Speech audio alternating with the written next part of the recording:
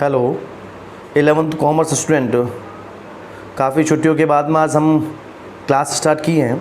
29 जून से आपकी class start होने वाली थी और अकाउंटेंसी का जो टाइम था 9:50 टू 10:30, 9:50 टू 10:30 तक जो टाइम था उसमें कुछ बच्चे आज क्लास अटेंड कर पाए हैं, कुछ बच्चे क्लास अटेंड नहीं पर कर पाए हैं। जो बच्चे रेगुलर क्लास लेते भी थे पिछली बार, जैसे मीत हैं, कोमल हैं, हेतल हैं, वो बच्चे शायद आज लेकिन नहीं पाए हैं। देखिए कोई प्रॉब्लम है तो कोई बात नहीं, और ज़्यादा कुछ प्रॉब्लम है जो आप क्लास नहीं ले पा रहे हैं, उसकी कोई ज़्यादा प्रॉब्लम आ रही है तो आप हमसे उस प्रॉब्लम को बता सकते हैं कि सर ये प्रॉब्लम है, इसकी वजह से क्लास नहीं ले पाए। बाकी रेगुलर आप क्लास लेते थे पहले, एंड फर्स्ट डे था तो हम भी मानते हैं कि शायद आप भूल ही गए होंगे कुछ बच्चे तो कि आज हमारी क्लास भी है, क्योंकि इतने दिन तो हमने छुट्टियाँ 15 डेज़ छुट्टियों के बाद में आज आप क्लास लेने आए हैं। तो कुछ बच्चे तो देखो ऐसे भी आलस करते हैं कि एक दिन और छुट्टी हो जाती है, 1 जुलाई से हो जाती है। देखिए 1 जुलाई सैटरडे होता है तो बोलते हैं कि सर मंडे से पढ़ना शुरू करेंगे। 29 होती है तो बोलते हैं कि सर 1 से पढ़ना शुरू करेंगे इस बार, लेकिन ऐसा पढ़ना शुरू करने की कोई डेट नहीं होती है, कोई टाइम नहीं होता बेटा।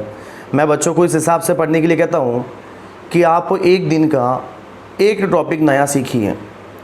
जब आप उठते हैं तब से लगा कर जब तक आप सोते हैं तब हर एक सब्जेक्ट में एक दिन का एक टॉपिक सीखना ही पड़ेगा, अदरवाइज़ वो दिन आपका वेस्ट है। और आप ये मत सोचिए कि हमें कोई गवर्नमेंट या फिर हमें जो CBSE है वो कोई एक्स्ट्रा डेज दे देगी, जो ये वैकेशन चलेगी उसके हमें कोई एक्स्ट्रा डेज मिलेगी, तो ऐसा नहीं है बेटा। सभी के लिए वही डेज रहेंगे। अब देखिए अगर आप बेनिफिट देखो, मार्क्स की बात नहीं है यहाँ पर, लोकल क्लास के लिए मार्क्स इतना इंपॉर्टेंट शायद नहीं होता है। वो सोचते हैं कि सर हमें कौन सा यहाँ पर मेरिट में आना, लेकिन बता देता हूँ बेटा कि जितने भी दिन आपके अगर मिस हो गए हैं, मैं तो बोलो जितनी भी क्लासेस मिस हो जाती हैं, अगर इस सिलेबस में से एक भी चीज़ बाकी रह जाती है तो आप खुद ही सोचिए कि क्या वो चीज़ हमें 12th में सीखने को मिलेगी, क्या वो चीज़ हमें नेक्स्ट क्लास में, या जब हम ग्रेजुएशन करेंगे, या जब आगे हमारी जो एजुकेशन को कंटिन्यू करेंगे और वहाँ पर हमसे कोई पूछेंगे तो वो बोलेगे कि ये तो आपने 11th में पढ़ा होगा, तो आप बोलेगी नहीं हमने तो 11th में नहीं पढ़ा। तो वहाँ पर कोई बहाना नहीं चलेगा कि सर हमारे यहाँ पर ऐसी बीमारी थी, हमारे घर और हमारे पास मोबाइल अवेलेबल नहीं था, हमारे पास ये प्रॉब्लम थी। तो देखिए वहाँ पर ऐसी कोई प्रॉब्लम आप वो नहीं बता पाएंगे बेटा, वहाँ पर आपको आंसर देना होगा किसी भी चीज़ का, आगे की एजुकेशन के लिए बता रहा हूँ। और दूसरी चीज़ कोशिश करिए, देखिए बहुत ही अच्छे बच्चे मिले इस बार हमें 11th कॉमर्स के अंदर। 13 स्टूडेंट है इसमें, 11th ने तो UT भी दिया है, और 2 बच्चे जो अभी तक शायद, एक तो गणपत हैं और एक राहुल चौधरी करके हैं शायद, ऐसे कोई 2 बच्चे हैं, उन्होंने अभी तक क्लास अटेंड नहीं की। लेकिन बाकी जितने भी बच्चे जो रेगुलर क्लास हमारी लेते थे वो बच्चे वापस से पूरे जोश के साथ कल हमारी क्लास में 9:50 पे अटेंड होने की कोशिश करें। और कोई प्रॉब्लम है तो आप हमारे साथ बताएं कि सर ये प्रॉब्लम है, उसका भी सॉल्यूशन ज़रूर किया जाएगा। और रही बात क्लास अटेंड करने से पहले की, कि आप जब कल क्लास में ज्वाइन हो गया, आज 6 बच्चे जो प्रेजेंट थे और 7 बच्चे जो अब्सेंट थे। प्रेजेंट वालों के नाम मैं बोल देता हूँ। अक्षिता ने क्लास ली आज, रौनक ने क्लास ली है, सोनिया ने क्लास ली है, उर्मिला ने भी ली है, वरुण ने पूरी क्लास अटेंड की है, और विपुल ने लास्ट क्लास थोड़ी सी अटेंड की है। देखिए एक बात बताओ, तो वरुण ने जो पहले क्लास अटेंड नहीं करता था उन्होंने भी पूरी क्लास अटेंड की है। और देखिए बाकी बच्चों को भी इसी ढंग से अपनी प्रिपरेशन को कंटिन्यू करना है, ताकि एक भी टॉपिक अपन चूक नहीं पाएँ या मिस नहीं कर पाएँ। अगर एक भी टॉपिक आपने मिस किया तो देखिए आपके लॉस हो जाएगा। तो जिन बच्चों ने क्लास लिए उनके मैंने नाम ले लिए हैं, मीत हैं, युग हैं, बहुत ही रेगुलर क्लास लेने वाले बच्चे थे।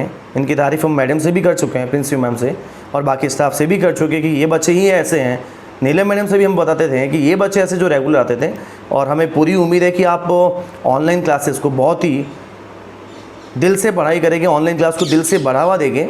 ये जो एजुकेशन का जो सिस्टम चेंज हो रहा है उसमें आप पूरा सपोर्ट करेंगे। देखिए आपका सपोर्ट हम करेंगे और आप हमारा सपोर्ट करेंगे। क्लास का टाइम होता है, देखिए वो शेड्यूल पूरा स्कूल डिसाइड करती हैं, और फिर भी वो पूरी कोशिश करती है कि बच्चों को सूटेबल टाइम हो। लेकिन देखिए सारी चीज़ें थोड़ी हमें भी मैनेज करनी पड़ेगी, वो आपको पहले करनी है। कोशिश करिए, और जब आप हमारी कल क्लास में जब ज्वाइन हो तो आप सबसे पहले काम करके आइए बेटा कि क्या क्या पढ़ चुके हैं। बच्चों को ये भी नहीं पता होता है कि हम अब तक क्या क्या पढ़ चुके हैं। सबसे मेन समस्या मेरे को उन बच्चों के साथ लगती है, देखो कल क्या पढ़ाना है वो मेरी जिम्मेदारी है, या कल क्या सिखाना नया वो मेरी जिम्मेदारी है। आपने अभी तक क्या क्या सीख लिया है उसको आपको हमेशा पता होना चाहिए कि सर हमने ये चीज़ें सीख ली हैं 11th में आने के बाद, वैसे कि वैसे सभी सब्जेक्ट में होना चाहिए। तो हम उम्मीद करते हैं कि आप कल से वापस से कंटिन्यू सारी क्लास को ज्वाइन करें और अपनी एजुकेशन को कंटिन्यू करें। कोई इश्यू नहीं होने चाहिए बेटा। और देखो इश्यू अगर देखते हैं तो बहुत सारे बहाने हैं, इसलिए आपको कंटिन्यू क्लास लेनी है और ज़्यादा से ज़्यादा मेहनत करनी है इस साल के लिए। Thank you so much.